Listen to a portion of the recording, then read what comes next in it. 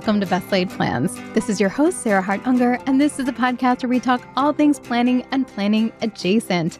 And I am coming at you in mid-August, and I am definitely feeling the back-to-school energy. This is actually the first week in which all of my kids are finally back at school. I feel like it's been a slow but early re-entry for us just because there were days between my first and second kid starting and then another week before my third did, but everyone is now in school. Very exciting. And I thought I would open this episode doing a little bit of a discussion about some thoughts I had with my own Q4 planning that I figured out from doing my own seasonal planning session with myself. So maybe just some sort of like examples of things that might come to light when you do a formal planning session. And by the way, I did do my own session. I sat there. You guys know I did like a mini one on the mic with my friend Kay. I'll have to link to that episode. But I sat there with my own planning by season journal that I fill out myself, not while I'm teaching it, but on my own.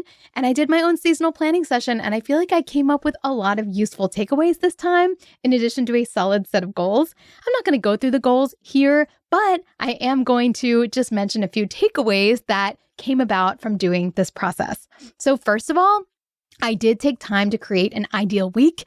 I always like to do this on a vertical planner kind of calendar spread. I have sent out free ones in prior newsletters. I'm happy to do that again in the future if there is demand for it. You can also do this on Excel or Google Sheet, but basically you want to be able to see your week at a glance and you want to put everything on there. So like driving time and transition time and time to get ready for bed, but also work meetings and your clinic time, or for me, driving the kids around, etc. So basically everything that's happening so I can really understand how the pieces fit together. And every back to school season, the moving parts change. And I can't even tell you that we're at our final version right now. For example, my oldest daughter went to an acro class and then was like, oh, I'm in the wrong class. I need to switch to a different one. And I was so excited to have Friday nights completely clear, but the one she wants to do is on Friday evening. So now I have to think about whether we are going to be able to shift things around again and how I might best make the most of that if we do make that shift. But from my initial ideal week exercise, I decided a few things. Number one, you guys know I've been prioritizing strength training this year and really have dialed in on it. Like I actually go to the gym now. I'm lifting heavier. I've strength trained for a long time, but I just don't feel like I was ever as systematic about it as I have been this year. And you also know that I can't do cardio. So it just gives me something else to focus on that's been fun. And I would like to get to the gym, the in-person gym, not just my home set up 3 times a week. And looking at the mornings, my kids are older now. So they're going into 3rd grade, 7th grade, and 9th grade. It does not take 2 parents to wrangle them in the morning. It does take 1. I'm not going to lie and say they are independent and getting ready for school all by themselves. That is not yet happening, but there's no need for 2 people. And honestly, having 2 cooks in that particular kitchen, I'm using that as a metaphor because we're not really cooking anything elaborate on those mornings, sometimes makes things worse. Like it's kind of nicer to just have one dictator in charge of the routine. Hey, now it's time for everyone to get dressed. I hope breakfast is over. Please get your lunch, grab your ID. Do you have your laptop, etc. And so I talked to my husband about this, and I think this will benefit him as well, because it means on the days that I'm driving the kids, he can feel free to go work out or sleep in or do whatever it is that he wants. So we've kind of like discussed it before, but this year after doing my ideal week, I'm like, this is a necessity. It will allow me to have nice, relaxed mornings a couple times a week and him too. And it's totally doable at this point. And so in the ideal week, I put that I would go to the gym on Mondays and Thursdays. So I'm not even there. My husband will do the morning routine those days because he's driving. And on Tuesdays and Wednesdays, the opposite will be true and he can do whatever he wants with his mornings. Friday, our nanny tends to help us drive for now so that neither of us really have to. I haven't really thought about who's going to corral the routine before that, but Fridays are less of a big deal right now since I don't plan on doing anything out of the house. So I'm really excited about this, and I don't feel like I would have come to the conclusion that this makes the most sense without drawing out that ideal week. Second of all, second revelation was that my kids have a lot of nighttime activities. So I brainstormed, is there somewhere that I could maybe do a nighttime activity that would coincide with a pickup? And I came up with Wednesday night Pilates. There is a level 2 class.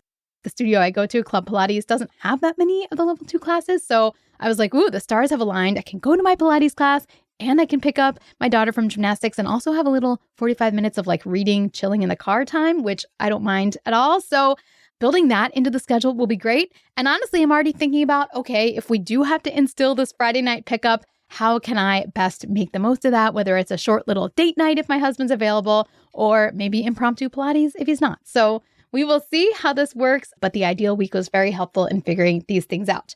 Now, the second revelation I had, one of the steps in my routine is to do a calendar overview to see what the hard landscape looks like. It is very tempting, especially in seasons like Q1 when everyone's got New Year energy and Q4 when everyone's going back to school and has fresh start energy again, to assign yourself tons of things, but you can be doing yourself a disservice if it's already an incredibly busy season. For me, January through March does not happen to be a very packed season. The spring tends to be much busier in terms of travel and kid obligations. But the fall, it turns out when I did my little overview, is pretty darn crunched for me this time.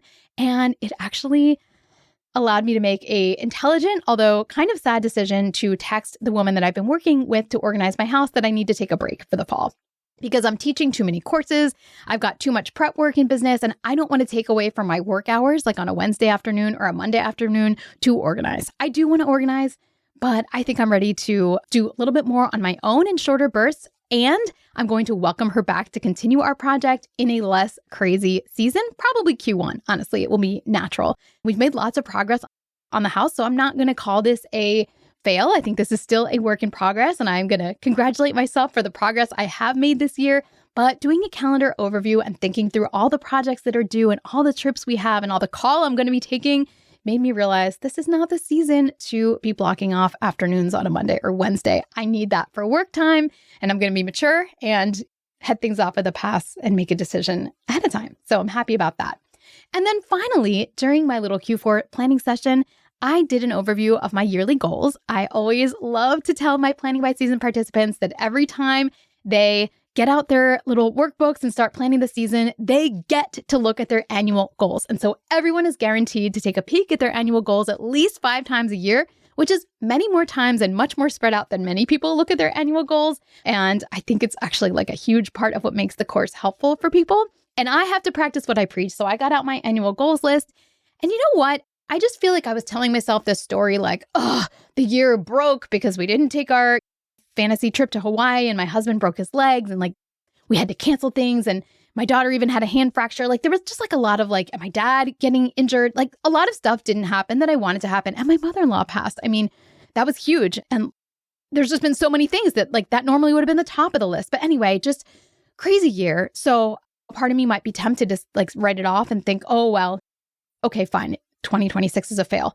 But when I looked at my goals list, I was able to recognize that I've actually made progress in tons of the things I put on my list, either made a significant dent or completed. And so it just helped me to take a little bit of a broader perspective on the year. Yes, some really sad things happened and some really annoying things happened. And it has still been a year with many things to look back on with pride and joy because there were lots of happy memories and great accomplishments too. So that really helped me. And I'm not sure I would have gotten that perspective without doing my formal seasonal planning process that involved looking at my annual goals.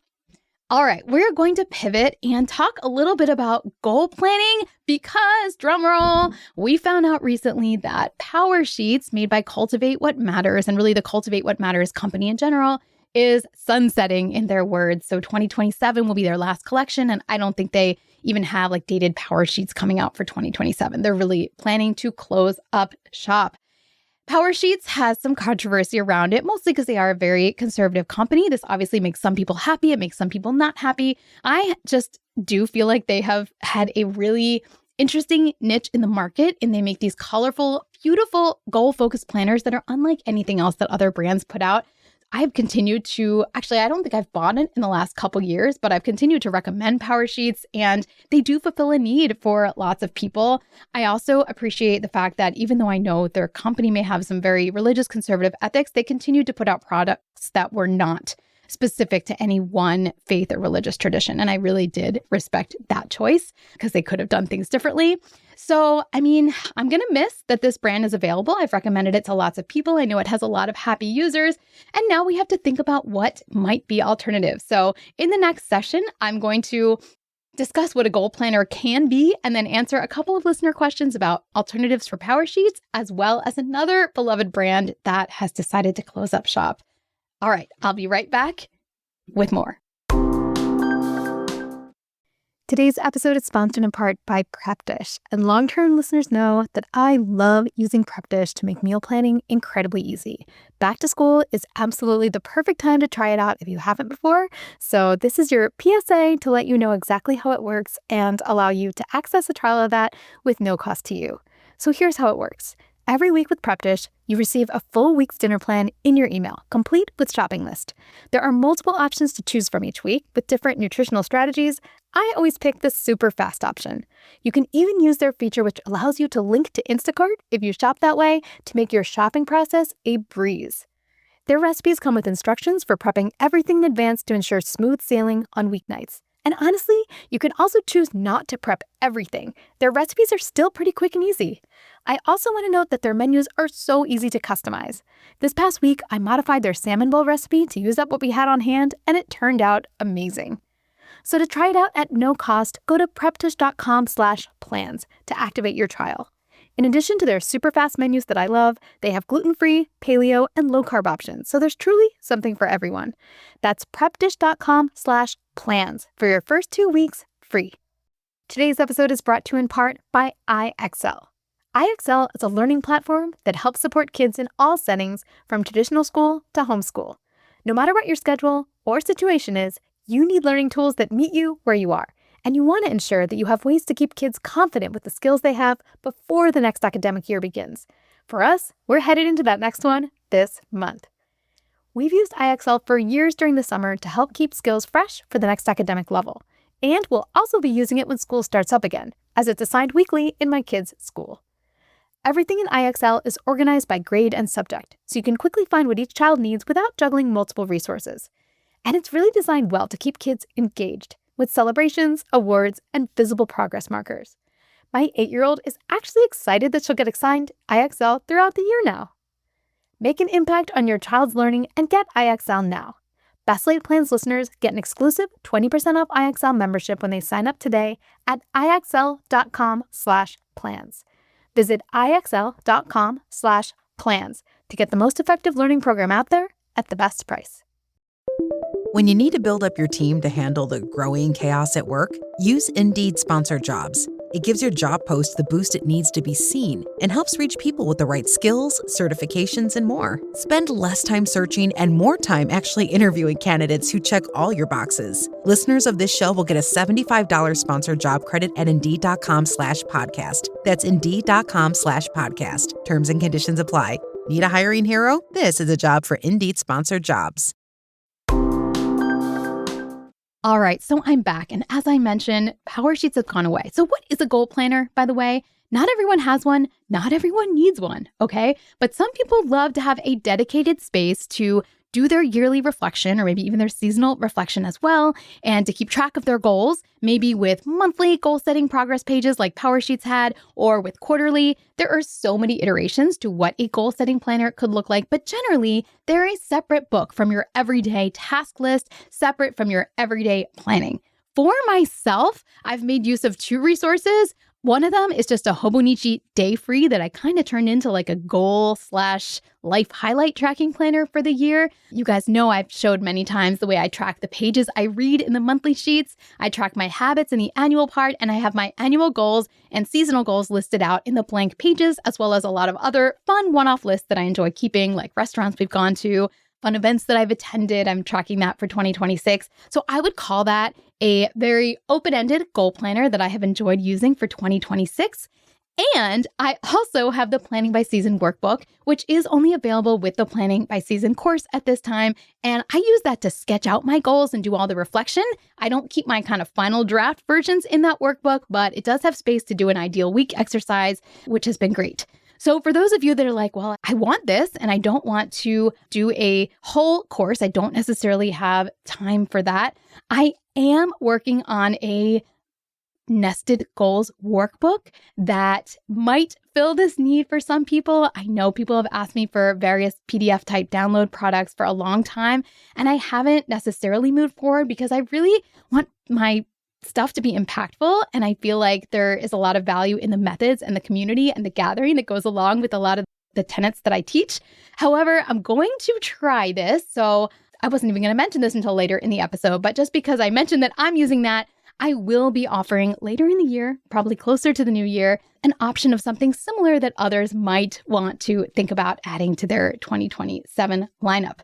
But anyway, the idea of a goal planner is you keep everything in one place, you have space for reflection, and then you might keep it, you might get rid of it like I do at the end of the year, but it's just kind of like your sidekick and a great place for you to track your progress and find highlights and lowlights and learn from your progress throughout the year. All right, so here's the listener question I got around PowerSheets. She wrote, I'm a huge fan of PowerSheets and I've been using them for years. One of my favorite features is the calendars and the PowerSheets themselves and the way they're dated for habit tracking. Any suggestion for an alternative? While they're putting out a 2027 version, the website indicates it's undated, which is not what I'm looking for. I want dates specific to the year of the planner. And she showed me how she uses her monthly planning sheets. So my two ideas for her, in addition to whatever I end up putting out, again, that won't be a physical product, but a PDF type of a deal of a workbook, but there are other ideas on the market. So Erin Condren has a beautiful monthly planner. And you might think, oh, well, it's just a planner. It's not a goal planner. But I actually think it's a fantastic layout for a goal planner because there's space to put your monthly goals. There's a little monthly dashboard space. You get your dated monthly calendar. And then you also have lots of blank pages where you can put your annual goals. You can put collections, etc.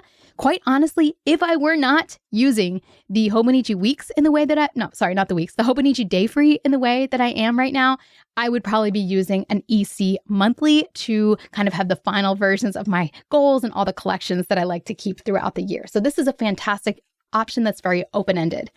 Then there's a few brands that really have products that they design around goal planning. One of them is MakseLife. They don't have tons of dated stuff that I could find, but I know in the past they have put out planners that had their goal stuff integrated into the actual planner. And then they put out undated quarterly planning workbooks that, of course, you could add dates to. This listener wanted a dated product, but I'm still going to mention it because I think they do a great job with their goal setting system. Full Focus also has a ton of goal setting in it. If you also wanted a daily page in order to keep track of your to-do list and your schedule, but you didn't need like a source of truth calendar, then actually, I hadn't even written this down, but Full Focus could be a great option if you want a quarterly book. And then there are a couple yearly options. Ink and Bolt makes a dedicated goal planner. I believe they're open for pre-order now. Ink and Bolt's not a company I've mentioned in recent times, but they're still putting out great stuff. They tend to use beautiful paper and very professional looking spreads. It would be right at home on a work desk. And then finally, Commit 30 is a quirky little brand. I mean, I think it's kind of quirky because the idea is like you're creating 30-day habits in cycles, but it's more than that. And they have a number of goal planners, either dedicated to specific parts of life, like a fitness and health goal planner, or dedicated to your goals. And they do make dated products as well. So those are a bunch of ideas for you if you are looking for your next goal system apart from PowerSheets. And if you have other ideas, because I know this was a very incomplete list, please let me know. I also know that I think that Amanda's Favorites, the YouTuber who does tons of planning content, I think she's done roundups of her favorite goal planners as a specific category as well. So that might be great to check out too. All right, our second write-in comes from a listener who says, I have been a longtime Amplify planner user. I love their daily layouts, paper quality, and flexible format, but they just emailed that they're closing and not making a 2027 line. Do you have any suggestions for other daily planners that are similar? I received a couple of emails about Amplify, including someone who said they discovered it on my podcast. It was such an early episode, episode 12. I did a review of Amplify because there really weren't at the time, and there still really aren't, that many planners that offer space for daily, weekly, and monthly planning. And so this user found it in that early 2020 episode and has been using it since. Okay, so yeah, there's not a lot of exact equivalence because the truth is Amplify is quarterly, and in order to have thick paper and also have space for all that daily, weekly, monthly stuff, you kind of need a quarterly book. However, some ideas that come to mind are Hemlock and Oak, just because their layouts and paper quality are also, they have a lot of integrated goal content, especially in their non-minimalist lines, and they have come out with a daily duo that has monthly, weekly, and daily, and the paper is thick, but by dividing it into 2 books, kind of like the Erin Condren planners, the Daily Duo, which I'll mention in a moment, you are able to have something that's a little bit easier to carry around. So Hemlock and Oak is definitely one to look at. The Erin Condren Daily Duo is beautiful paper. They've really done lots of work to make their weekly spreads very functional in that planner. I would highly recommend giving that a look. Just like Hemlock and Oak, luscious paper from both companies. I have zero notes on either of them. And MakseLife, I already mentioned in the prior, but they also have specific planner products that have pretty fleshed out content, especially their quarterly planners. And then finally, Full Focus, if you're not looking for a specific, again, it's not great for somebody that wants a calendaring type of a planner, but it's fantastic for someone who just wants lots of quarterly goal setting content and a really functional space to fill out their day. I will say the Full Focus paper is fine. It is not at the level of Hemlock and Oak or Erin Condren, in my opinion, but I find nothing wrong with it. I've used it in the past and it works fine with gel pens and ballpoints and all those things. All right. Well, very sad to see planner brands leaving the landscape. Not going to lie, it makes me a little sad, a little bit worried about the industry. We had that discussion previously on Hemlock and Oak and how they're struggling with new tariffs put in place for Canada. I don't know if tariffs are also behind some of these, because if these companies are manufacturing out of the US, but they're US based, maybe the cost of making these products has just become too high to sustain a viable product. I don't know. I'm speculating. I don't have insider information, but I am really sad to see some of these small, unique planner brands leave the landscape. So thank you, Cultivate.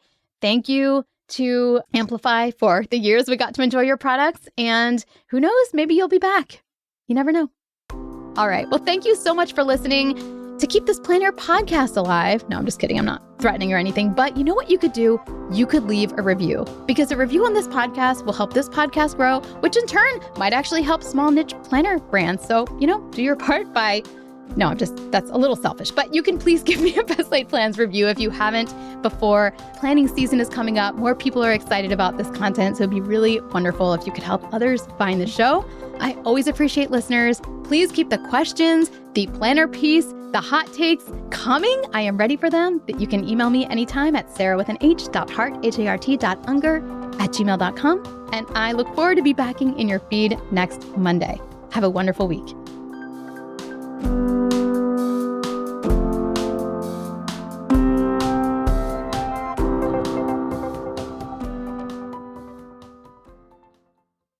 This podcast is part of the Sound Advice FM network. Sound Advice FM, women's voices amplified.